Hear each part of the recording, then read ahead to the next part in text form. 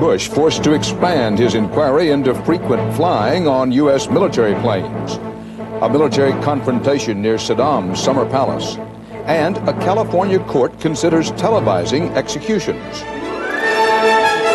This is the CBS Evening News. Dan Rather reporting. Good evening. President Bush tried to deflect questions today on several fronts. He brushed off a story questioning the picture of unity he presented during the Persian Gulf War, and there were also more questions about White House travel policy. First, Susan Spencer has more about that. Susan?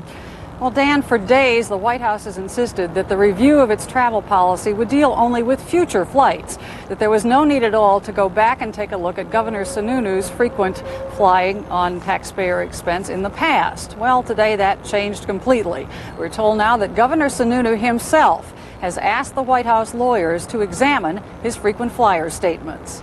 Sununu, one source said, wants his name cleared. So this broader review will cover the 77 trips he's taken on military aircraft, only 4 of which were declared personal, although those taxpayer-funded official excursions included trips to Aspen and Vail. Presumably, White House lawyers now will look at who went along, who reimbursed the government when anyone did, and whether those reimbursements were enough. Saying he's had enough, one Republican is trying to turn the spotlight on Congress's frequent flying. Democrats scoff. I challenge him or anyone in Congress to identify a colleague who has taken a government plane home to have his teeth cleaned. On a related matter, the White House today shrugged off reports of a weekend Georgia golf outing by Vice President Quayle, noting that of course he travels everywhere by military plane, and refusing to discuss whether the timing might not have been a bit awkward. As usual, Democrats weren't so reticent. Well, Mr. Speaker, the taxpayers got screwed again. Look, there's plenty of golf courses around Washington, D.C., that if he wants to go golf, he can go and golf. And the White House would like for this story to just go away. But it doesn't seem like it wants to. Air Sununu, as it's been called, seems to have a life of its own. The actual travel policy is expected to be released perhaps even tomorrow. Yeah. Susan, you know the theory that George Bush owes Governor Sununu so much that no matter what Sununu does, that his job is safe. Is that pretty much the prevailing view? Well, the president, again through his spokesman today, expressed full confidence in Governor Sununu, and certainly Governor Sununu doesn't seem particularly worried. There's not a sense here that he's about to go, and in fact, we're told that this coming weekend he's got a commencement address in Florida, and he fully expects to take a military plane there. Susan Spencer, thanks. The Washington Post is promoting a book by one of its editors, Bob Woodward. The book claims President Bush should have known that Saddam Hussein was about to invade Kuwait, and that General Colin Powell favored containing Saddam rather than going to war. Whether any of this is true and whether anybody cares or even should care at this point are among questions being raised. Jim Stewart has our report. Powell initially favored a containment policy instead of war, the book says, and made his case to National Security Advisor Brent Scowcroft, Defense Secretary Dick Cheney, and finally the president himself, who turned him down and today called the book a nitpicking analysis. I don't care what kind of book they got, how many unnamed sources they have, how many quotes they put in the mouth of somebody when they weren't there. The president was referring to Woodward's controversial technique of using sources in interviews to recreate thoughts and conversations. Today, Cheney said it's no secret there was debate in the inner circle. There were a lot of debates about what the proper course of action was, but I think you evaluate the quality of a policy process based upon the results it produces. And I think the result speaks for itself. Woodward's key finding is that contrary to their public show of unanimity on Persian Gulf policy, not all the president's men were in agreement.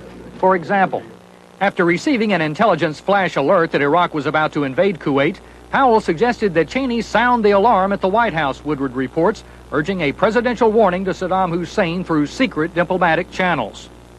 Cheney thought Saddam was bluffing, the book says. No warning was sent, and one day later, Iraq invaded.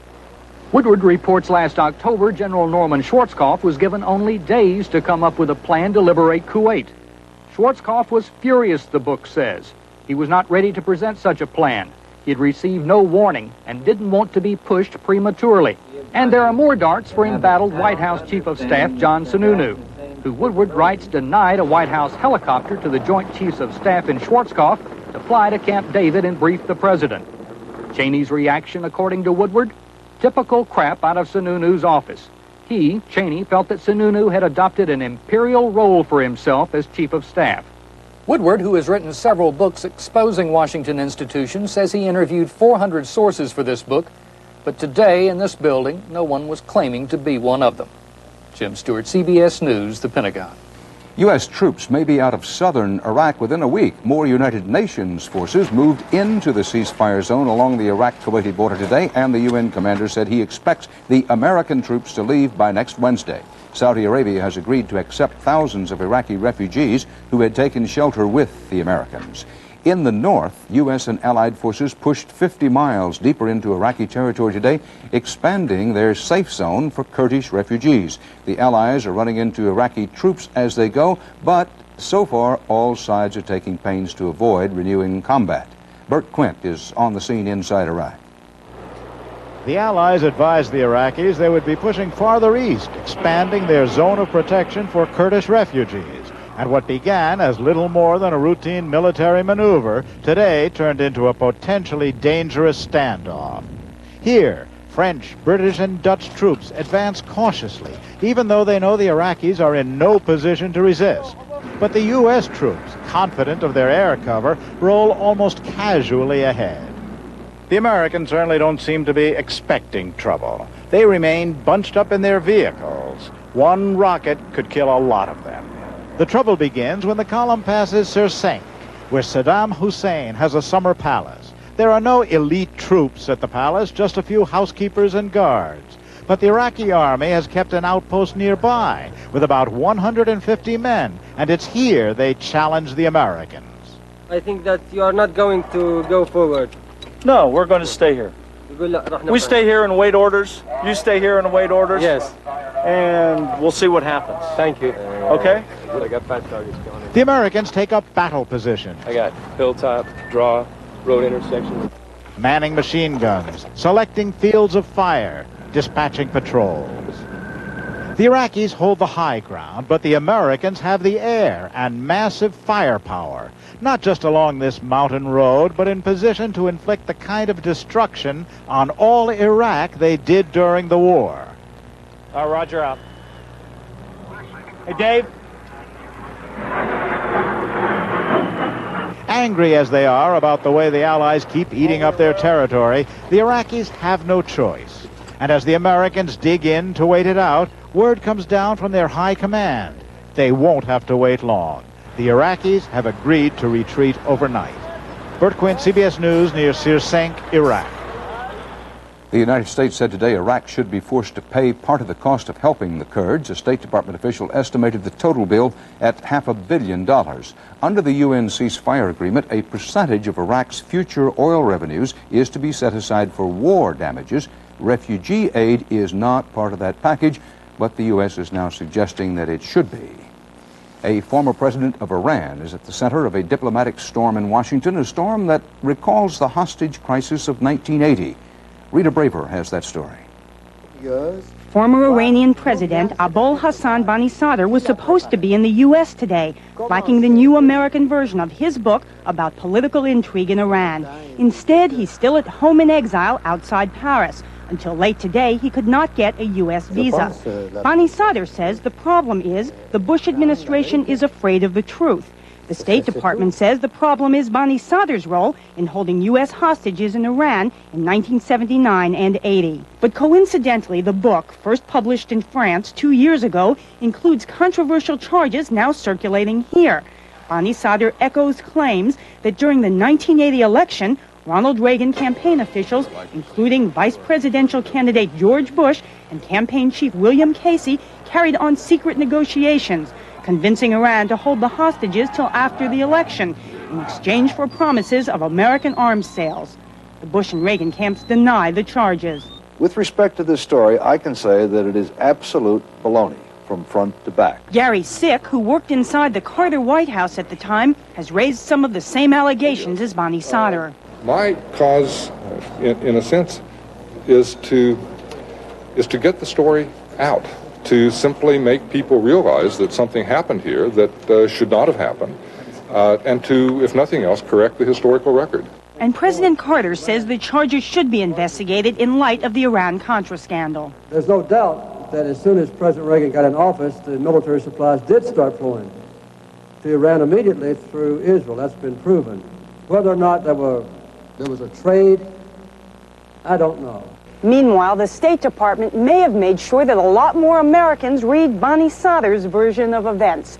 His publisher today ordered 10,000 more copies of the book to be printed. Rita Braver, CBS News, Washington. Still ahead on tonight's CBS Evening News, a new rash of accidents at New England's nuclear power plants, and no-hit Nolan. Inspiration for the older athletes.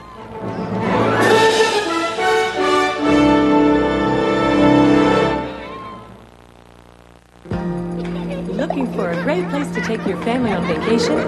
Start right here. There's lots of water sports by the seaside. Lots of activities for kids.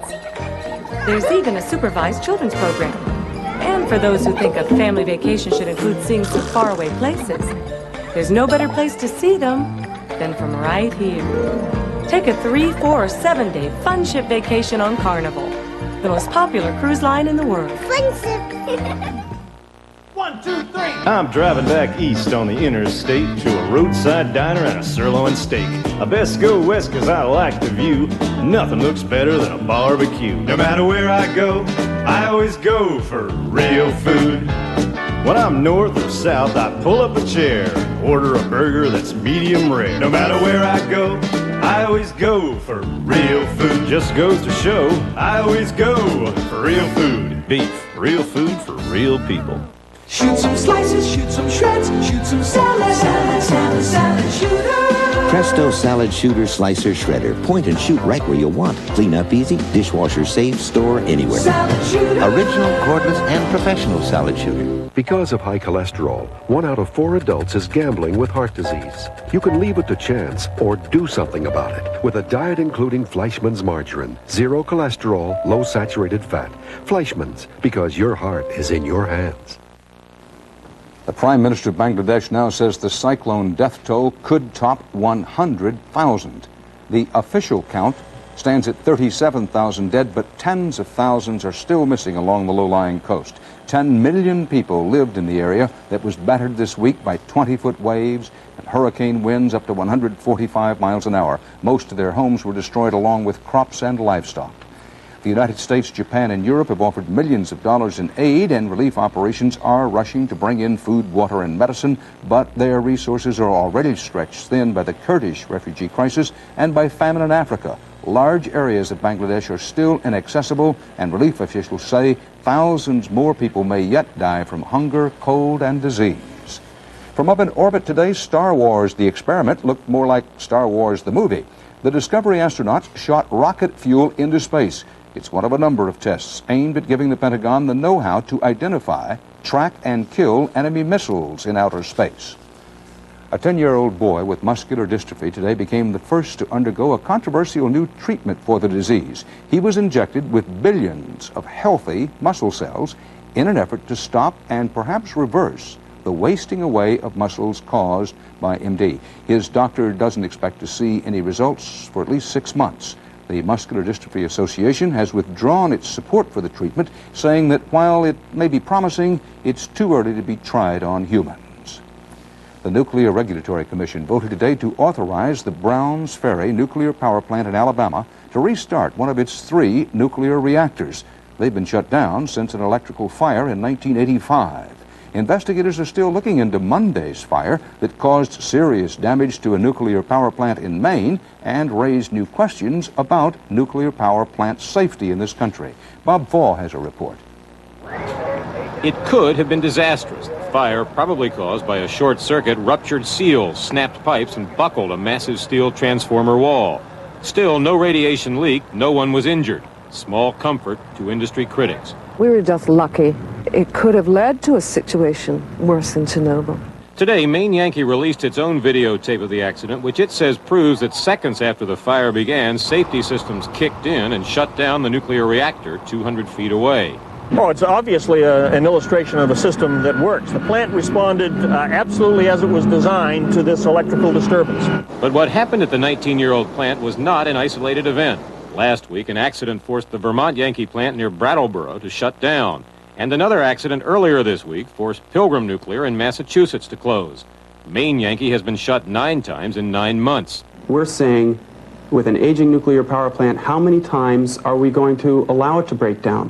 What's it going to take before we realize that it isn't safe and reliable? The national debate over nuclear power is a little like the argument over whether the glass is half empty or half full. Industry advocates say what happened here Monday shows the system is safe, does work. But opponents say it is a frightening reminder of how close the system is to disaster. Why take chances? I mean, why play Russian roulette if one doesn't need to? A hurry-up trip to the state capitol by the plant's owners calmed the fears of nervous legislators, but hardly anyone else. While this particular time, when they lost electrical power and the plant shut down automatically, that was the end of the event. But as the plants age, if the same thing happened again, it might not be the end of the event. For an industry which has not built a new plant in 2 decades and which faces an uphill congressional battle to change procedures to build more, the timing of the accidents couldn't be much worse.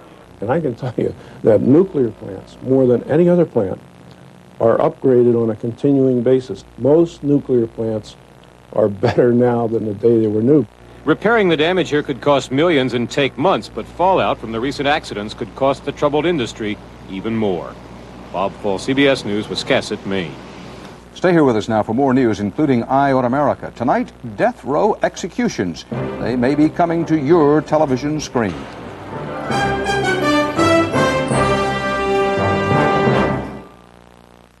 If you're counting calories, here's something you should know. An entire Kellogg's Special K breakfast, including cereal, fruit, skim milk, and coffee, actually has fewer calories than the leading diet shake. Fewer calories. And when you're dieting, isn't that what's important? Kellogg's Special K. Lose the fat. Everybody needs some money sometime. Everybody needs some cash sometime. When you need money fast, only Western Union can get it to over 16,000 locations in minutes. Nobody else even comes close.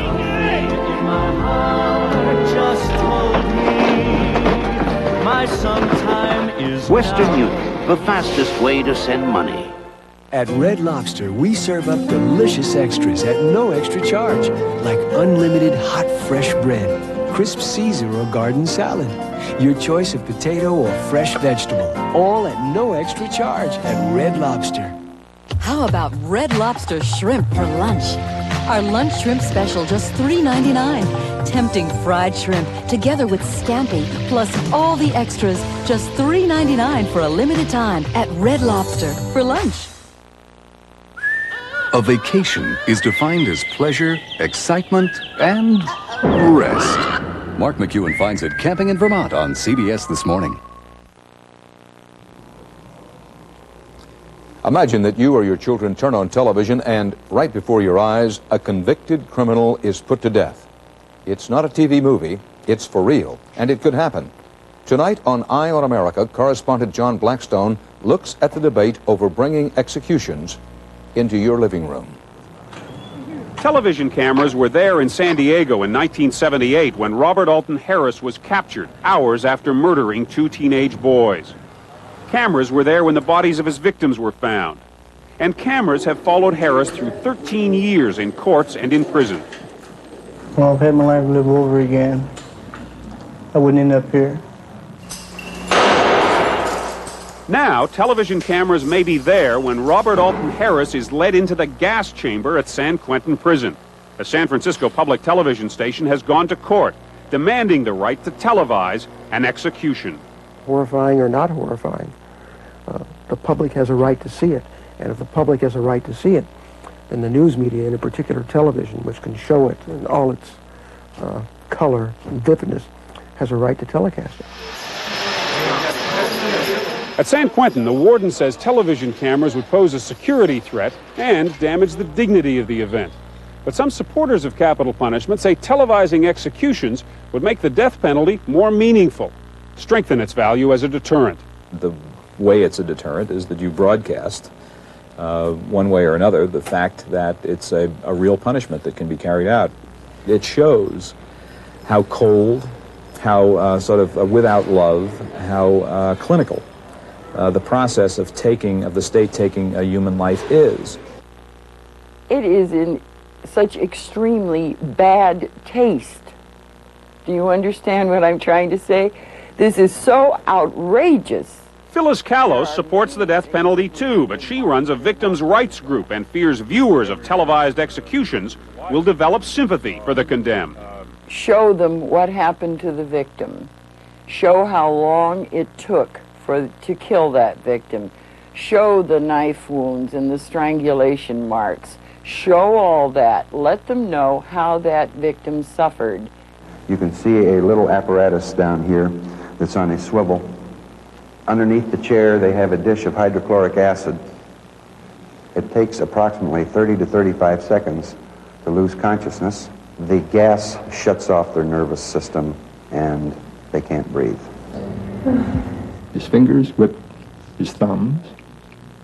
His chest heaved, and he just looked like this. Artist Howard Brody has sketched 3 executions, including that of Aaron Mitchell, the last man to die in California's gas chamber. And on it went, and finally he just raised his head like that. And then probably about 5 to 6 minutes, he then dropped. So at least the last execution there was one of the most dehumanizing civilian memories I've had in my life. A signal from a witness told waiting crowds the execution of serial killer Ted Bundy was over. But pressure is building to let the crowds see it for themselves. Images of death are nothing new to television, from random violence captured live to the killing on camera a generation ago of President Kennedy's assassin, Lee Harvey Oswald. I think what people find difficult about the idea of seeing executions on television is that it's our government carrying out the executions, and the only reason our government does it is because we vote for it. So at some level, all of us have responsibility for that. In an already emotional debate, there are troubling new elements as courts and lawmakers consider whether to let TV cameras look behind the walls, into the chambers of execution. John Blackstone, CBS News, San Quentin, California.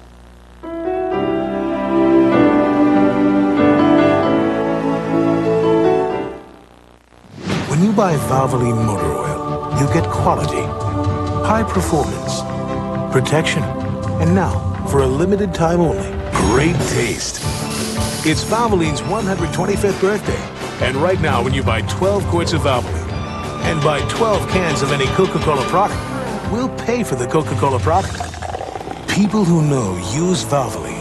With other motor oils, you just won't get the great taste of Coca-Cola Classic. When I say home by 11, I don't mean an hour later. But Daddy... Another Maalox moment. Medical fact, there's no faster therapy known for stomach acid than Maalox. I just worry. No faster therapy known. When sore muscles or minor arthritis pain hold you back, you need strong medicine. Ben Gay with not just one, but 2 pain relievers. Warming power for fast relief. Helps get you going again. Ben Gay. Fast, strong medicine for pain relief. Today, millions of Miracle-Gro gardeners are getting wonderful results with this amazing invention. The Miracle-Gro no-clog garden feeder. It's the fastest, easiest feeder I've ever used. Well, now you can use it to feed your lawn. Because now there's Miracle-Gro lawn food. It makes lawn care so easy. Just drop in and spray on. You'll feed your whole lawn in minutes. You'll see lush green results in days. Stern's Miracle-Gro lawn food for a Miracle-Gro lawn you'll be proud of. Did you see who just moved in next door? What are they doing in our neighborhood? Don't jump to any conclusions until you watch 60 Minutes, Sunday. Well, we've heard tonight from Susan Spencer at the White House and Jim Stewart over at the Pentagon. Now for the story that's really grabbing everyone's attention, let's go to Bob Schieffer on Capitol Hill. Bob? Well, Dan, if anyone thought the old Capitol back there was filled today with talk about politics or foreign policy or taxes, well, they were wrong. The main topic here was what it seemed to be everywhere: Nolan Ryan. Last night, 44-year-old Nolan Ryan gave hope to all of us in our mid-40s, and pitched the 7th no-hit game of his 25-year career. From the Capitol to outer space, even the astronauts woke up wondering. Hey, is it true that Nolan Ryan pitched the 7th no-hitter? That's the note I was left. That's a fact. Yeah, it makes me feel a lot younger this morning.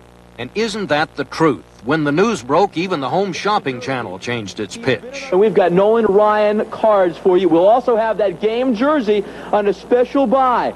Texas Heat has aged many a man, but it was the young Toronto team that felt old when Nolan turned his heater on, not only holding them hitless, 16 times he struck them out, his fastball sometimes topping 96 miles an hour. That's it! Number 7 is in the books! It's a record that could stand forever in a career that spans 4 decades. Ryan has thrown 7 no-hit games, 3 more than anyone in history. Remarkable even for an old-fashioned country boy who discovered hard work and clean living makes the best even better, who's so good-natured 7 teammates over the years have named kids after him. Sure, he's a role model for the young, but a hero for us middle-aged guys, too. Yeah, I think he's a legend. Yeah.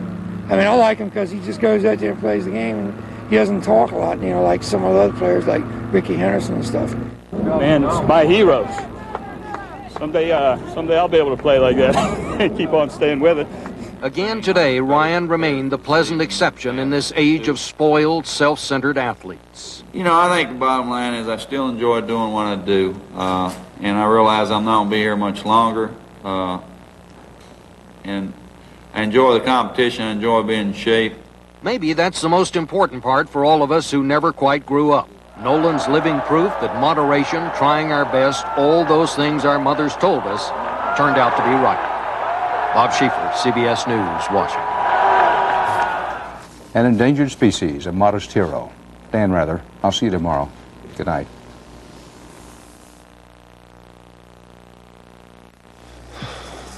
I thought my husband Dan was perfectly healthy, but the doctor said his cholesterol level was 218. So we changed to a healthier diet, including no cholesterol Mazola, America's leading corn oil. In a clinical study, a low-fat, low-cholesterol diet, including Mazola, reduced cholesterol an average of 17%. Did Dan's cholesterol come down? You bet. 100% pure Mazola corn oil. Together, we're beating cholesterol. I'll get the dressing. Let's make it fresh. Good seasons.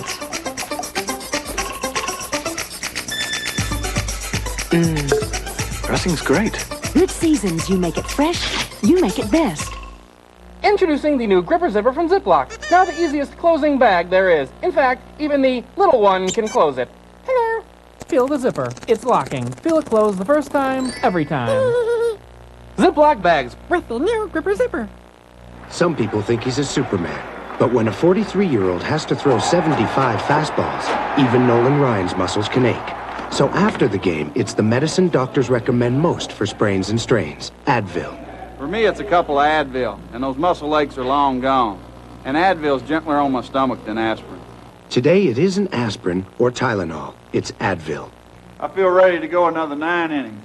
Advil, tablets and caplets, advanced medicine for pain.